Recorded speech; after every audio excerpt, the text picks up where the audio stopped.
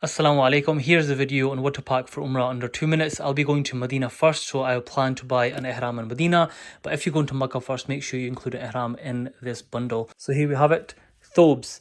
You can buy thobes or take some with you. T-shirts, bottoms to wear under the thobes, underwear, socks, some joggers. Take a pair of nighttime clothes with you, wearing every single night. Some scarves, umbrella, you can buy these there. Shoulder bag, this one is great for Umrah. This is from HAJJ. Link is in the below with a discount code. I'm taking a shoulder bag with me to put my shoes in. Really good quality pair of shoes. These to wear in ihram. These ones are going to be used for the toilet. Take a good pair of walking shoes or trainers. Trust me, your feet will thank you. Moving on to here, electricals. Take an extension lead with you. I'm taking my charger.